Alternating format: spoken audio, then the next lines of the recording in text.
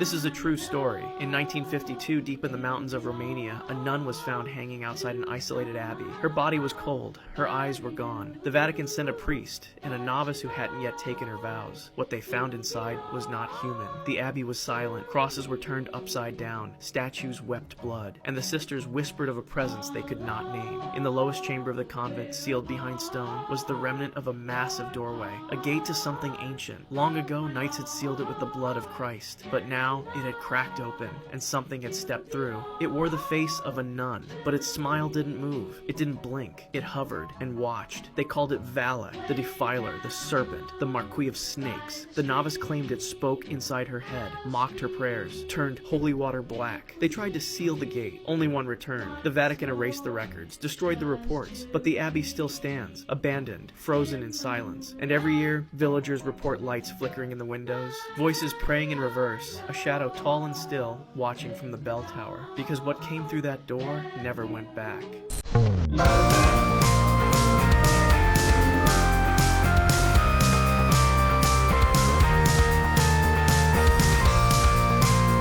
Someone literally just took a picture of me while I'm running, okay? So I'm on my run, and everybody knows, like, if you're working out, you don't want fucking people taking pictures of you, because that's when you look like you're worse and you're sweating and blah, blah, blah. I let it slide for the first 2 people that took pictures of me. I let it slide. I was like, okay, like, I'm not gonna say anything. 3 more people start taking videos of me, right? And I'm like, do I have fucking something in my face? So I'm looking in the camera. Nothing's on me. I look completely normal. I'm like, why are they taking fucking videos of me? And then I hear 2 people whispering in the corner after they took a video of me. They said, is that really her? Is that really her?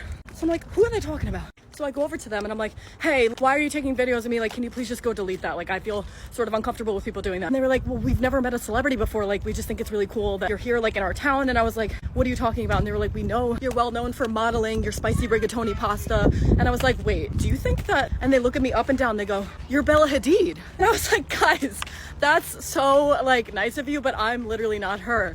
Like, you got the wrong girl. And then they start profusely apologizing. They were like, we're so sorry. You're so slim and so skinny and petite. Like, we could barely even see you. That's why we thought you were Bella Hadid.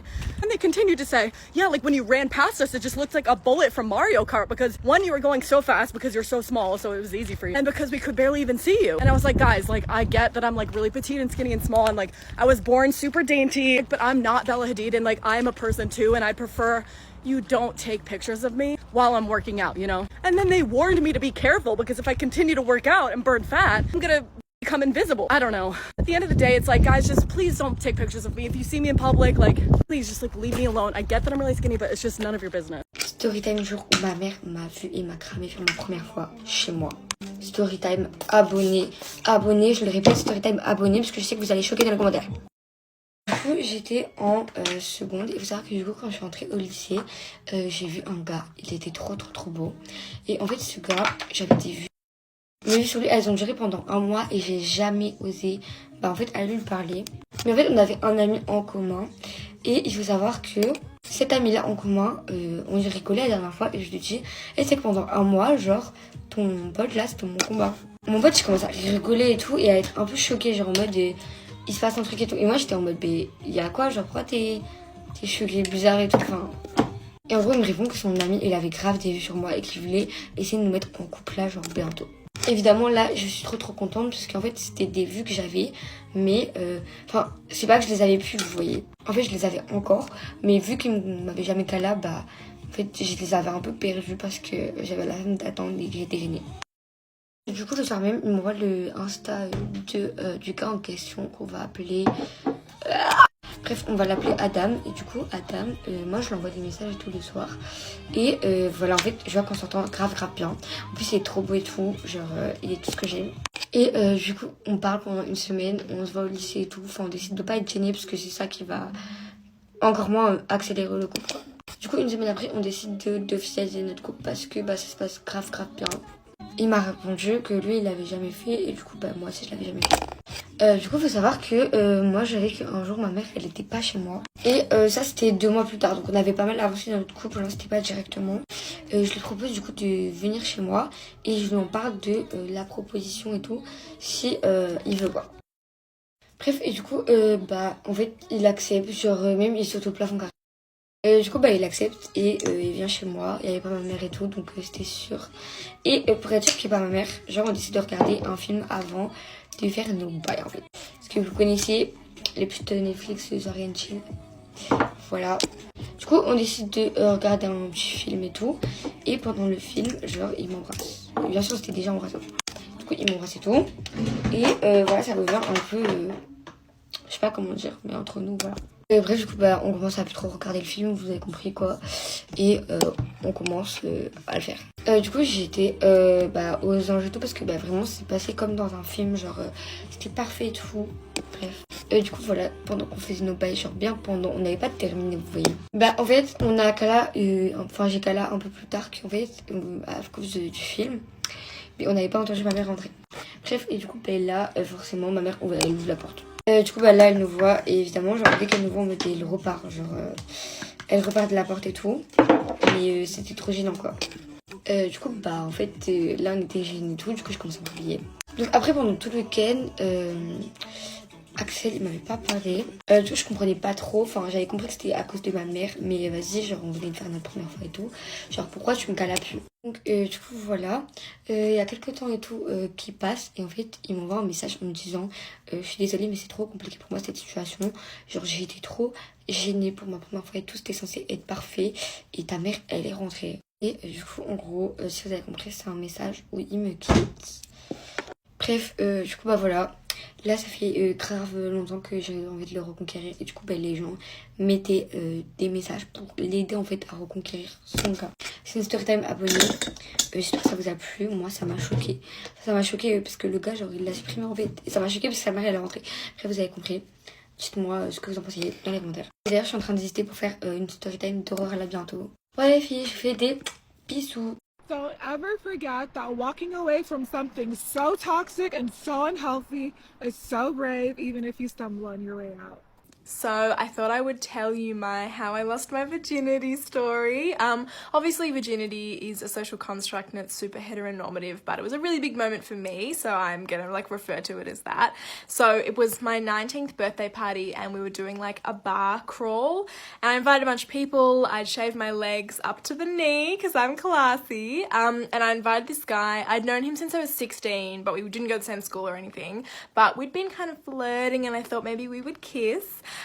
So we had the night, it was like really great, and then people started kind of drifting away as they do, and then he kissed me, and then he said, do you want to come back to mine? And I was like, holy shit, it's happening, it's happening. So we actually went back to my aunt's place and I got like clothes and supplies and stuff because I had stuff on the next day, and then we Ubered to his place. He lived with his mum because we're both 19, lived with his mum, but he had like a self-contained granny flat at the back, so we went in there and I got undressed and put on one of his shirts. We were making out and he was like, are you gonna take your earrings off? Because I had like these really big heavy earrings and I thought maybe it would be like really sexy if I like kept my big earrings on when we had sex, but when he was like, are you gonna take them off? I was like, oh yeah, I've had lots of sex, so yeah, of course. And then that's what you meant to do. Then yes, absolutely, you take them off. So we're making out, and then I had to tell him, I was like, I haven't shaved, like from the knee up, you know. And he was like, oh, it's fine. Like I'm at drama school, I'm extremely used to women with body hair. But when I say I hadn't shaved, like I hadn't trimmed, like it was a full, it was like a full bush moment there, but he was totally fine with it. It made me feel really comfortable, and it was actually amazing. Like it hurt a little bit, but it gets worked up to be like such a big deal in high school for women, and all my friends would say like how much it hurt, and it was like such, I don't know, I really got in my head about it, but it was great. It was amazing. In saying that, he didn't finish and I didn't finish either, but it was still very fun. And then afterwards, like I stayed overnight, and then the next day we kind of parted ways. You might know that I did leave a really nice dress there that I'd worn to my birthday, which was unfortunate. But at uni, I wrote a short story about the whole experience, like losing my virginity and stuff, and it won an award. So good vibes all around. That night I got a girl's number. You asked for her number. I got her number, yes. I'm sick right now. I got a text from my youngest sister this morning, and quite frankly, it kind of ticked me off. So today I'm going to finally tell the story about why I don't talk to most of my family anymore. It's kind of a long one, so buckle in. I got some corn because it's going to be messy, baby.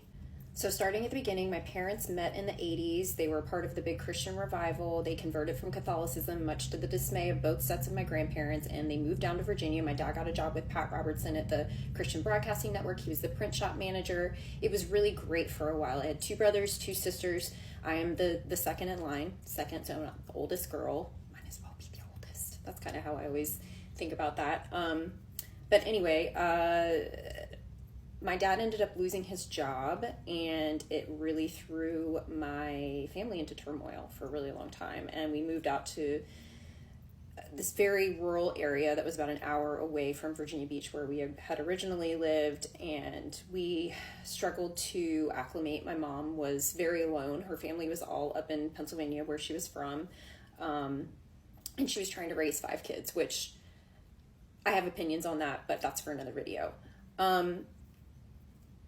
When I was about 12, my parents began what was going to be a very messy divorce. So far as that we had to like testify on the witness stand against our own mother.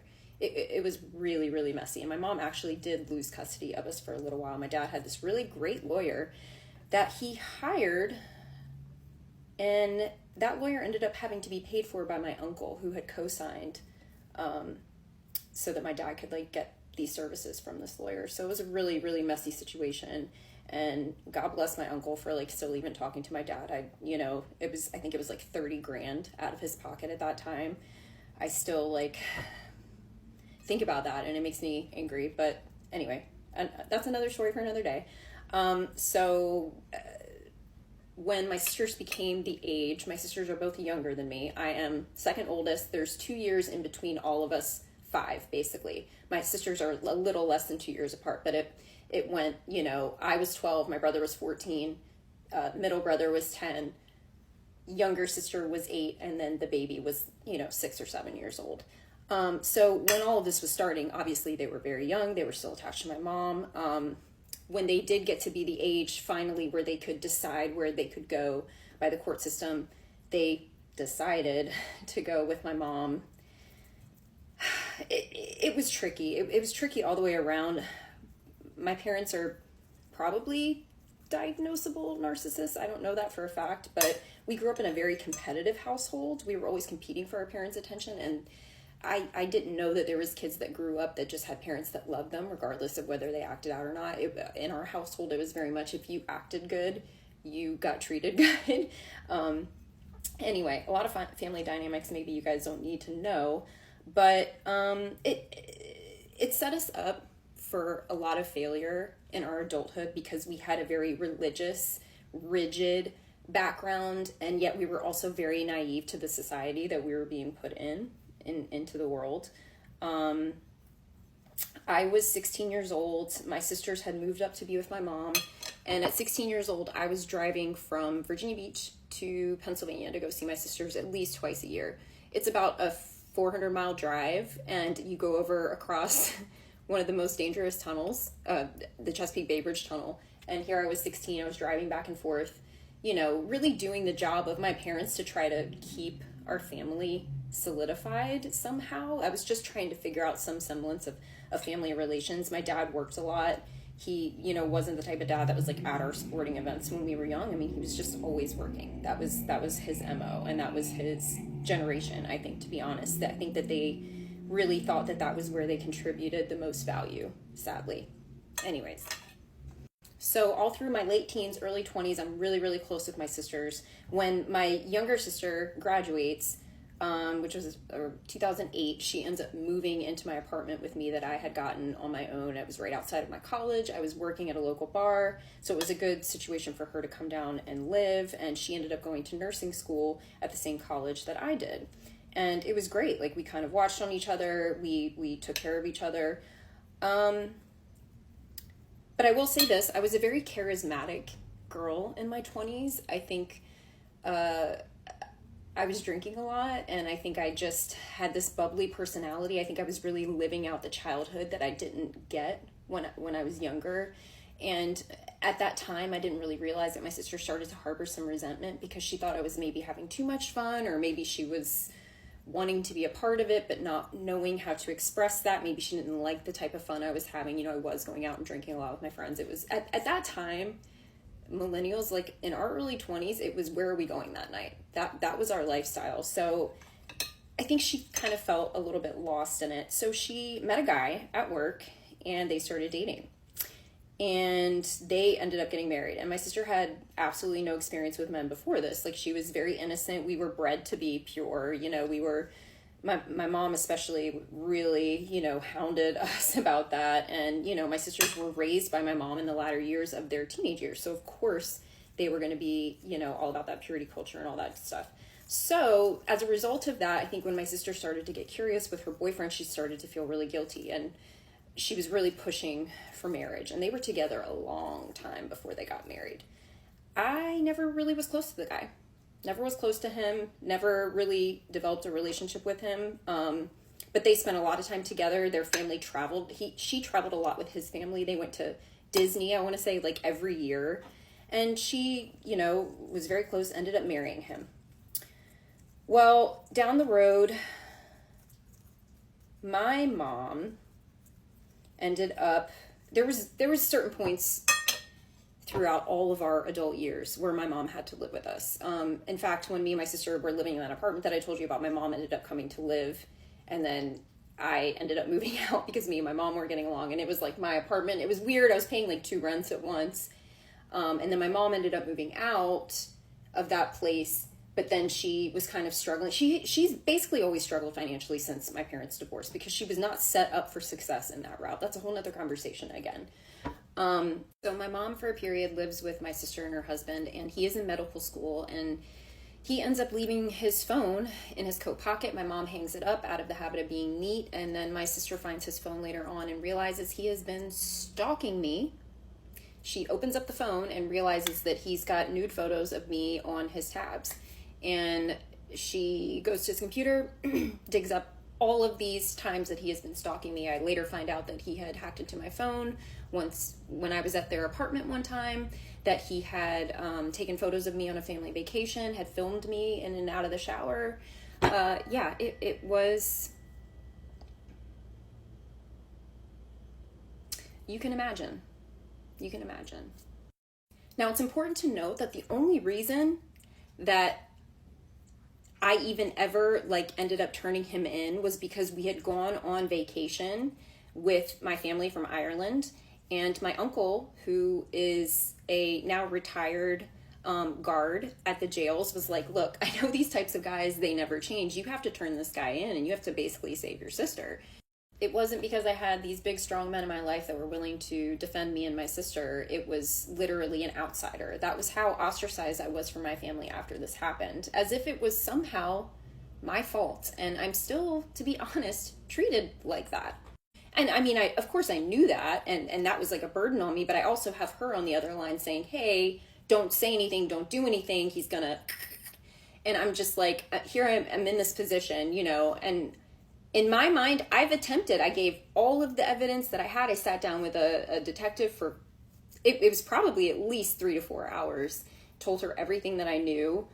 They did say that because my sister wouldn't testify against him or wasn't willing to, that it was going to be kind of a problem. And this is really just all back information. Everything has kind of been exacerbated since then. Now, my sister ended up staying with him and working things out, and now they have 2 kids together. So I basically didn't talk to my sister all through either one of her pregnancies, to be honest. After her first pregnancy, I did spend some time with her, like in those 6 months, and I got really close with her again. And then something happened to where I'm sure it was something pertaining to that, you know, because I was always on her about wanting better for her. I mean, yeah, she's with a guy that's a doctor, and that's great, but you're with somebody that, in my mind, is a criminal. Like, I don't understand why we just can't hold these people accountable, why there has to be this veil over the truth. And now she's got 2 kids, and these kids are so wonderful. And I am, like, thick as thieves with these kids, you guys. You don't understand. Like, and here we haven't been talking for the last couple of months, and I'm I'm so over this whole situation because I never asked to be in the midst of it. And here I am. I'm always the elephant in the room. I'm always the problem. My brother's getting married in a couple of weeks, and I know everybody's going to be there. And like, I want to see my nephews, but I'm afraid for them because I don't know the lengths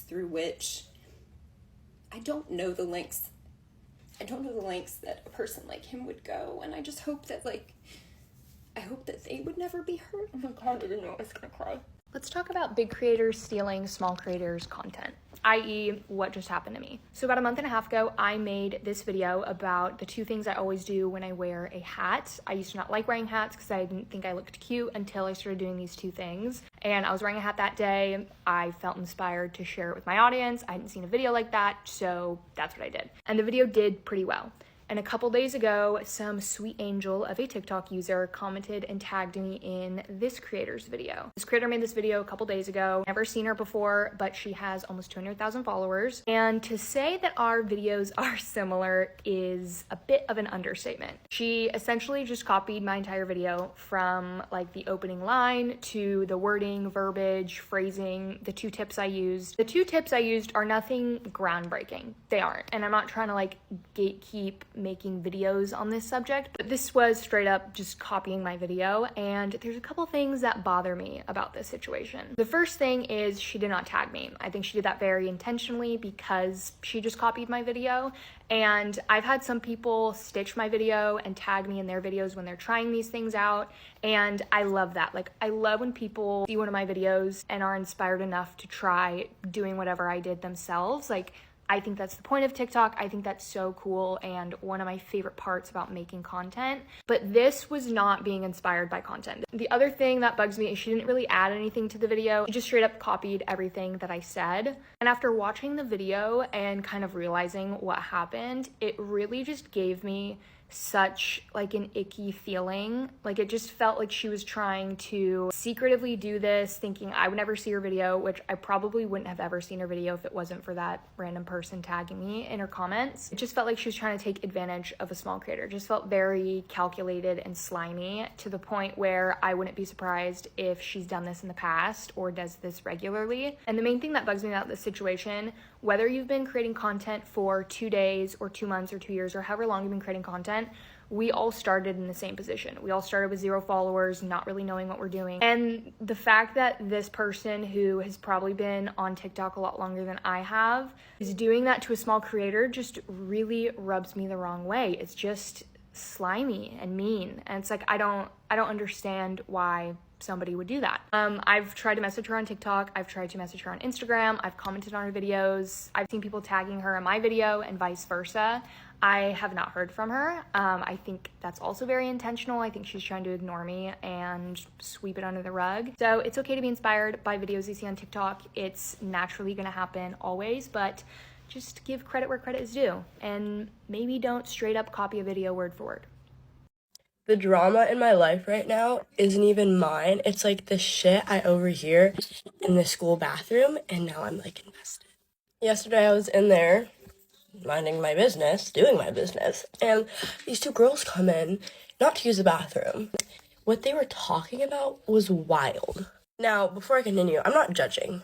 It's your life. You do you. It's just crazy to hear. Now, I know a decent amount of people in my grade and the grade below me. So, then these people I didn't recognize, so which means they were like freshmen, or maybe sophomores, but probably freshmen. So this one girl's like, oh my god, like, I like your bracelet, or like something. She gave her a compliment, and she's like, thanks, like, I got it yesterday. Oh, where'd you get it? And she was like, oh, I stole it. And I was like, oh, okay. Stealing is not that uncommon, so that wasn't the big shock. And then the other girl was like, oh, it's so cute, like, do you think you could steal me one? The other girl was like, oh yeah, like, I can steal it after school, like, isn't your birthday soon? Like, it can be your birthday present, we can, like, do it together. And I was like, oh my god, that's a really interesting way to bond. And then a third girl walks in, and she's like, yo, not saying names, I got your shit. And then one of the girls walks away, and then the other 2 girls start making out. Again, you do you, like, pop your pussy in the school bathroom, but they were like making out, and I'm sitting there like, they start doing whatever they're doing, and I'm sitting there like, fuck, I can't leave the bathroom right now. That's like weird. So they finish sucking face, and one of the girls is like, okay, like, I love you, bye. And she leaves the bathroom, and then another girl came in. I could tell because I was washing their shoes. Another girl came in and starts making out with the girl that was just making out with the other girl who just did the drug deal with the other girl. And they're like smacking on each other too. And then the new girl who just came in is talking about some like, oh, is your ex still bothering you? Like, God, she's so annoying. And the girl's like, yeah, she was just in here like stalking me. Like, it was so weird. I was like, oh, you, what? So then I come out the bathroom because I've been in there for a really long time. And I'm like, I give her like the like smile, you know what I mean? And she was like, hi. And I was like, hi. And then I went back to class, and now every day I've been looking at everybody's shoes trying to figure out who the fuck these girls were. Love you, and I will report back. The true test whether a girl likes you or not is simply this. When she's had a couple of drinks, she's out with the girls, she's getting a little tipsy. Are you the boy that she's messaging? Are you receiving texts from her? Because if you're not, then I think that's your answer.